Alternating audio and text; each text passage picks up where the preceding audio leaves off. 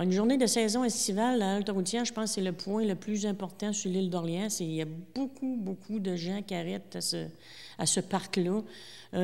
Autant les cyclistes, les campeurs, les gens de Québec, les gens de l'extérieur. Il y a énormément de gens qui passent à ce parc-là. Ça avait été connu dans le temps, ça s'appelait la halte routière avec le ministère des Transports. Mais aujourd'hui, c'est devenu à la municipalité. Là, c'est un genre de parc. Les gens arrivent avec le lunch, ils mangent là. C'est un beau site. Un beau point de rassemblement qui a énormément de potentiel, j'imagine. Beaucoup de potentiel. C'est du potentiel qu'il faut développer. Puis c'est un projet où je vais vous parler en avançant dans la discussion que oui, effectivement, il faut le développer parce que c'est un point culminant dans la municipalité. Qu'est-ce que vous avez décidé de faire exactement? Ce qu'on a décidé de faire, c'est que, premièrement, il fallait rafraîchir la tour, parce que la tour s'en allait que si on ne la peinturait pas, là, on lui a donné un regain de vie au moins de minimum 20 ans avec cette peinture-là, avec des commanditaires qu'on a eus. Je ne sais pas si on va revenir sur les commanditaires, là, mais on a eu énormément de gens qui ont commandité, dont je peux dire la famille Simons, la Caisse populaire, le député Raymond Bernier, avec ses confrères qui sont députés et des ministres. Je peux dire qu'aujourd'hui, la tour est peinturée puis ça n'a coûté aucun frais aux citoyens de Saint-François.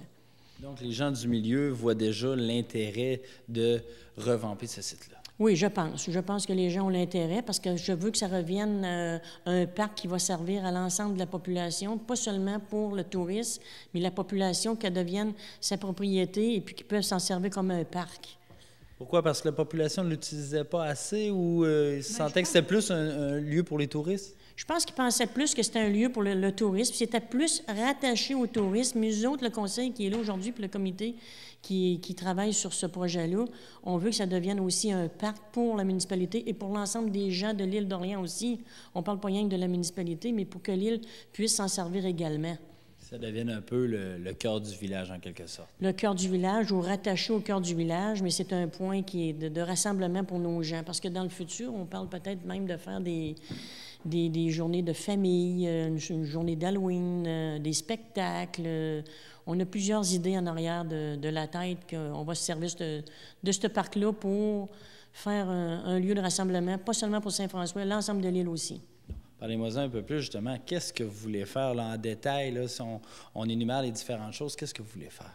Aujourd'hui, à date, on a installé des barrières, chose qu'il n'y avait pas, puis que ça a été une chose, la première étape qu'il fallait faire, parce qu'on avait beaucoup de gens qui venaient la nuit. On avait du bruit, on avait des campeurs qui venaient camper. Ils levaient la ploie, ils jetaient les déchets là. On a un gros conteneur que les gens venaient mettre des vidanges qui ne sont pas domestiques. Avec ça, ces barrières-là, on a arrêté le bruit et tout ce qui se passait alentour.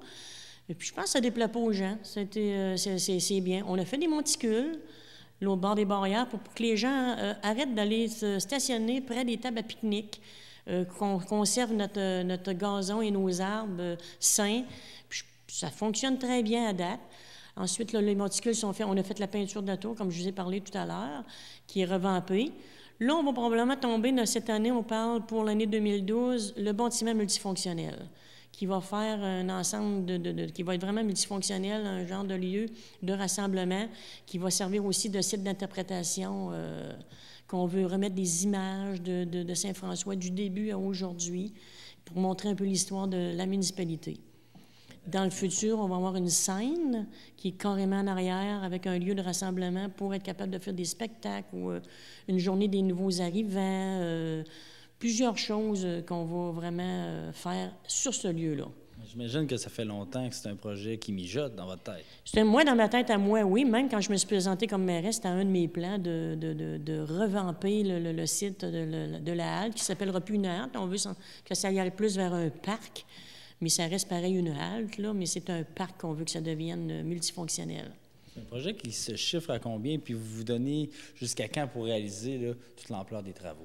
Ça, je veux vraiment rassurer les gens de Saint-François. Ça, c'est bien important que je le spécifie aujourd'hui. Je veux tout vous rassurer que ce projet-là, c'est pas vous autres qui allez payer ça. On veut que ça fonctionne avec des commanditaires, avec le PAC rural, la contribution volontaire qu'on a installée cette année, qui est surprenante. On a des montants d'argent qui rentrent, qui fait que la contribution volontaire devrait payer La partie du parc rural qu'il faut payer sur un ensemble de 5 ans ou 10 ans, le revenu de la contribution volontaire fait à chaque année que ça va payer cette partie-là. Fait que dans notre tête à nous autres, pour le moment, les gens de Saint-François n'auront pas payé un sou sur ce développement-là. Ça peut arriver qu'on soit obligé de mettre une petite partie, mais pour le moment, je veux que le monde soit bien conscient qu'il n'y a pas d'argent qui sort de leur poche pour ça aujourd'hui. Quand vous parlez de votre boîte contribution volontaire, c'est quoi exactement? Ça, c'est une idée qui est arrivée c'est une idée qui a eu lieu, peut-être une partie de ma part. C'est que c'est une boîte qui est dans le bas de la tour. À tous les jours, on ramasse l'argent. La boîte reste ouverte la nuit, on ne peut pas se la faire voler. Puis c'est surprenant de voir les gens avec un mémo qui dit, explicative, que ça n'est pas aux gens de Saint-François à payer tout ce projet-là. Fait que les gens qui passent, le touriste, on demande s'ils pouvaient donner une contribution. Puis ça contribue. C'est très important. Puis j'aimerais ça que ça continue à contribuer à ce rythme-là, là, parce que notre fonds de roulement, oui, on s'en sert pour le développer, mais la contribution vient finaliser le tout en argent que les gens n'auront pas à payer. Puis la population, est-ce que déjà vous avez eu des réactions? Parce que, bon, j'imagine que vous l'avez présenté à vos citoyens, puis on a vu également l'article dans le journal Autour de l'île. Est-ce qu'il y a déjà eu des commentaires favorables? Je vous dirais que j'ai beaucoup de commentaires favorables. C'est sûr que dans n'importe quel projet, on a toujours quelques citoyens qui sont réticents un peu, mais j'accepte ça, j'ai pas de problème avec ça. Mais l'ensemble de la population est prêt et est ouverte à développer la halte. Tout comme je vous disais tantôt, moyennant les coûts, on va faire de notre maximum. Ça peut prendre 5 ans, ça peut prendre 10 ans, ça peut prendre 15 ans, mais on va y aller avec le rythme de contribution qu'il va y avoir, puis les subventions et les commanditaires.